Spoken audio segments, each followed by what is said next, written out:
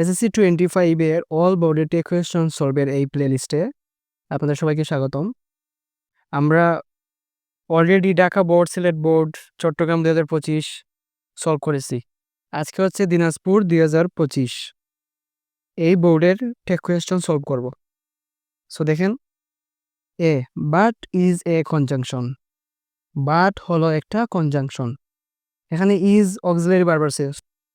So rules অনুসারে auxiliary ভার্বটি বসবে। আর এটা একটা পজিটিভ বাক্য, সো টেক কোয়েশ্চন হবে নেগেটিভ। ইজন্ট। এখন সাবজেক্ট কি আসবে? এই যে দেখো, এটা হচ্ছে সাবজেক্ট বাট। সো এর পরিবর্তে আমরা ইট বসাইতে পারি। B, I am not a dancer. আমি একজন ডান্সার নই।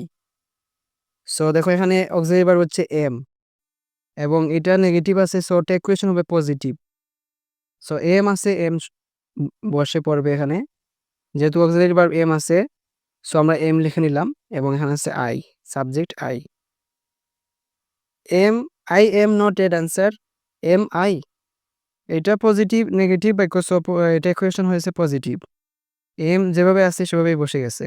কিন্তু যদি এটা পজিটিভ বাক্য হইতো এবং তখন এটাকে নেগেটিভ করা লাগতো, তখন এটা নেগেটিভ ফর্মটা এরকম হয়। দেখো, এই যে চট্টগ্রাম বোর্ড 2025 সালে আমরা দেখেছিলাম এই বোর্ডে, I along with you am SSC এক্সামাইনি।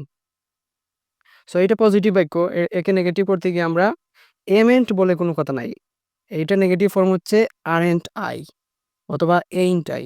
3 নম্বর দেখেন, বেশ ট্রিকি প্রশ্ন আছে এটা। He let me make tea. সে আমাকে চা বানাইতে দিয়েছিল না দিল না দিবে বুঝেছি এখানে। তো এখানে অনেকে লেট দেখে উইল ইউ বসাতে পারো। যেমন আমি গত ক্লাসে বলেছিলাম যে লেট থাকলে উইল ইউ। কখন লেট থাকলে উইল ইউ? যখন লেট তার সামনে বসবে। লেট যখন সামনে বসবে, বাক্যের সামনে বসবে, তখন এটা ফলো করবে। যেমন এখানে let me make the best use of time will you. Let সামনে থাকলে সেই সেন্টেন্সটা হচ্ছে ইম্পারেটিভ সেন্টেন্স। এক্ষেত্রে সরাসরি উইল ইউ আমরা বসাতে পারি। কিন্তু এখানে লেট সামনে নয়, সো এটা ইম্পারেটিভ সেন্টেন্স নয়, এটা হচ্ছে অ্যাসার্টিভ সেন্টেন্স। সো অ্যাসার্টিভ এর রুলস এখানে বসবে। সো এখানে লেট হচ্ছে মেইন ভার্ব, আর মেইন ভার্ব থাকলে আমরা জানি ডু, ডিড অথবা ডাজ, এই তিনটার যে কোনো একটা বসে। সো এখানে আমরা কোনটা বসাতে পারি? এটা প্রেজেন্ট আছে নাকি পাস্ট আছে কিভাবে বুঝতে পারি আমরা? এই যে লেট শব্দটা, এই ভার্বটা, তার present form let, past form let, past participle form ও লেট, তার তিনটা রূপই একই। সো আমরা কিভাবে বুঝতে পারি এটা প্রেজেন্ট টেন্সে আছে নাকি পাস্ট টেন্সে আছে? সো এইটা বোঝার জন্য একটু মনোযোগ দেওয়া দরকার। এখানে সাবজেক্ট কি আছে? হি।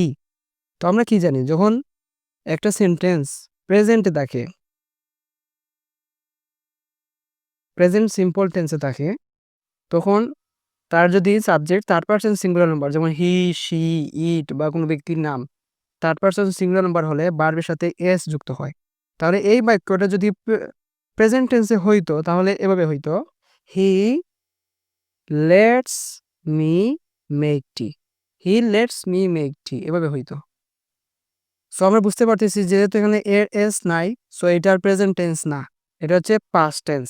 কারণ এটার past form let, present form let, past participle ফর্মটা হচ্ছে লেট। সো এখানে লেটটা হচ্ছে পাস্ট ফর্ম।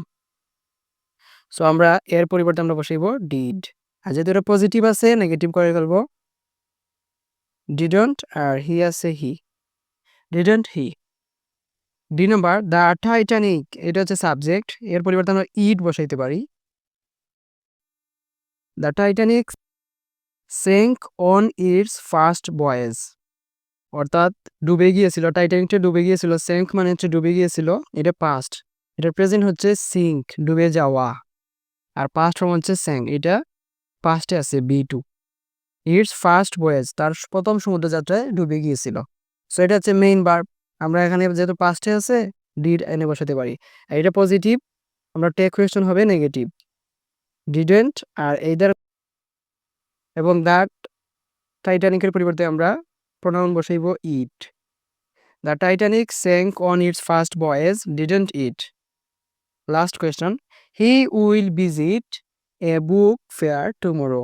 সো এখানে উইল আছে এবং positive sentence, so tag question হবে নেগেটিভ।